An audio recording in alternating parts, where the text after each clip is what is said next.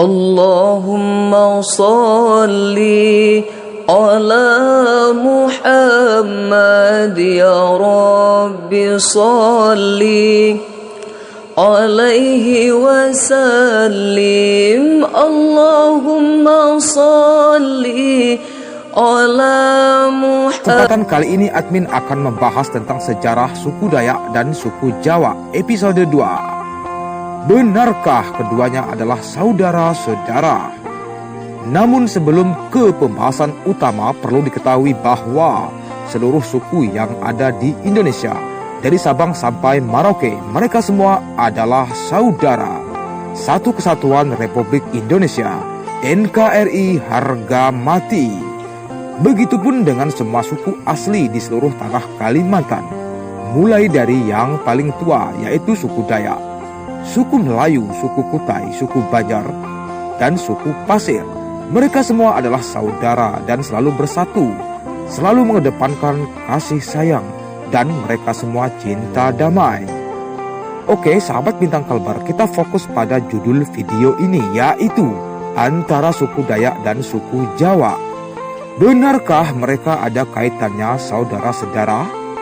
Oke, simak pembahasannya. Adapun isi dari video ini admin himpun dari hasil riset serta dari berbagai sumber yang secara jelas sudah admin tampilkan dalam isi video ini. Adapun sebagian yang tidak masuk dalam kitab Negara Kartagama, admin memakai tradisi tutur yang dituturkan kepada kalangan suku Dayak Bakati dan Mak Anyan. Admin tidak bisa membenarkan atau menyalahkan kisah-kisah itu, sebab ketika tradisi tulis belum dikenal, tradisi tuturlah yang menjadi kunci untuk menyibak misteri sejarah. Sementara tradisi tutur sendiri sangat mudah mengalami distorsi dari generasi ke generasi. Oke, kita lanjut. Sebenarnya, awal mula terjalinnya persahabatan dan persaudaraan antara Dayak dan Jawa yang ada di seluruh tanah Kalimantan, Kaltim, Kalsel, Kalteng, dan Kalbar. Begitu banyak bukti-bukti yang ditemukan dari zaman kerajaan terdahulu. Namun admin membahasnya di peradaban tua yang bermula di Kalimantan Barat.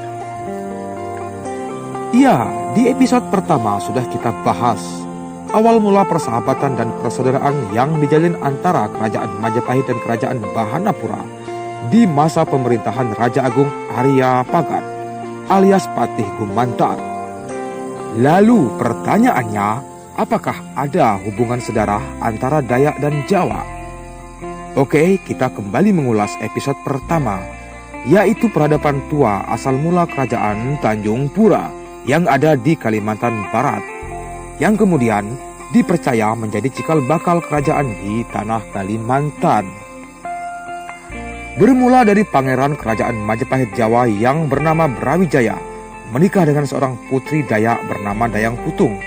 Dan setelah Dayang Putung diboyong ke Jawa guna untuk diobati, sepulang dari Pulau Jawa, Dayang Putung berganti nama menjadi Putri Junjung Bui.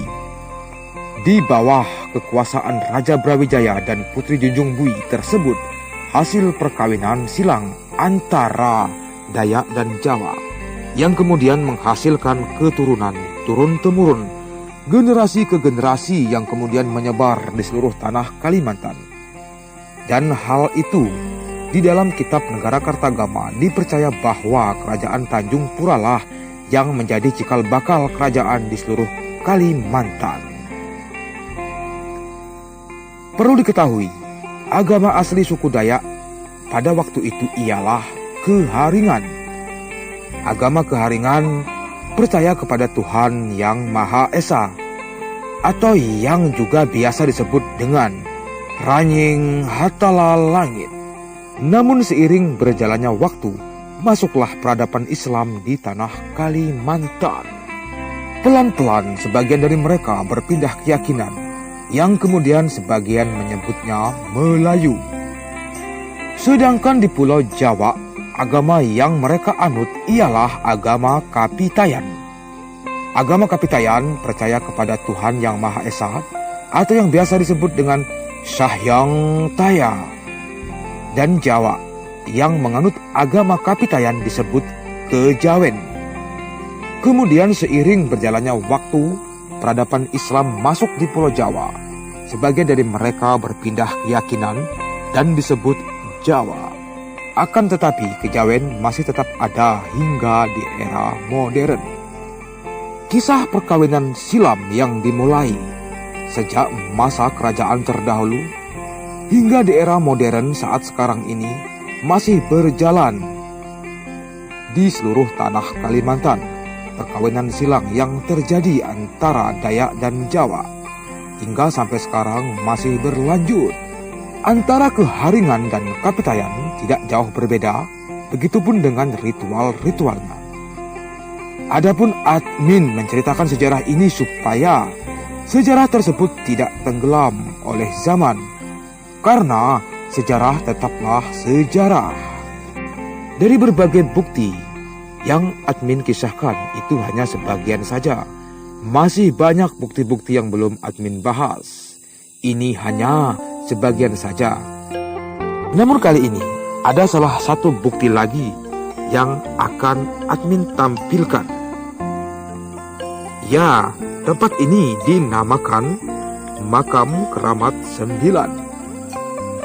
Tepatnya berada di Desa Negeri Baru, Kecamatan Benua Kayung, Kabupaten Ketapang, Kalimantan Barat. Keramat 9 ini adalah salah satu keramat tertua yang ada di Kabupaten Ketapang, Kalimantan Barat. Disebut Keramat 9 dikarenakan makam tersebut pertama kali ditemukan yang jumlahnya hanya 9. Dan yang tertulis di mesan tersebut adalah tahun 1418 dengan tulisan Saka atau tulisan Jawa kuno. Dan makam-makam ini ada kemiripan di Demak, Soloyo, ibu kota Majapahit pada waktu itu. Ada juga makam keramat yang disebut makam Songo. Sementara 9 dengan Songo itu sama artinya. Dan tidak jauh dari keramat 9 yang ada di Kabupaten Ketapang ini, ada juga keramat 7 yang tahun dan tulisannya sama menggunakan aksara Jawa kuno. Begitupun di Demak, Soloyo, selain ada makam Songo juga ada makam Pitu yang berarti Pitu adalah 7. Selain dari tulisan menggunakan aksara Jawa kuno, bisa kita lihat dengan bentuk tiang mesannya. Dan juga tiang mesan ini terbuat dari batu yang bernama batu andesit. Begitupun dengan makam Songo dan makam Pitu yang ada di Demak, Soloyo menggunakan batu andesit, juga bertuliskan aksara yang sama. Dan batu andesit ini hanya ada di Pulau Jawa. Dan dari beberapa literatur bahwa tipe Demak Soloyo pada masa lalu digunakan oleh para raja dan tokoh-tokoh agama Islam. Hal ini seperti yang tampak pada keramat 9 dan keramat 7 yang jaraknya tidak jauh dari keramat 9 ini. Ya, keramat 9. Makam Keramat 9 ini adalah situs cagar budaya yang telah ada sejak 700 tahun silam atau pada masa tahun 1418 Saka.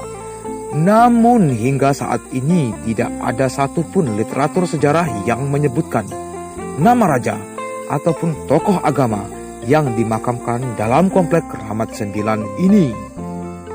Jadi untuk Keramat 9 ini, admin tidak bisa menjelaskan secara jelas. Hanya kita bisa meraba-raba, yang kemudian menyimpulkan kalau kita lihat dari tiang mesannya menggunakan batu andesit dan bertuliskan aksara Jawa kuno.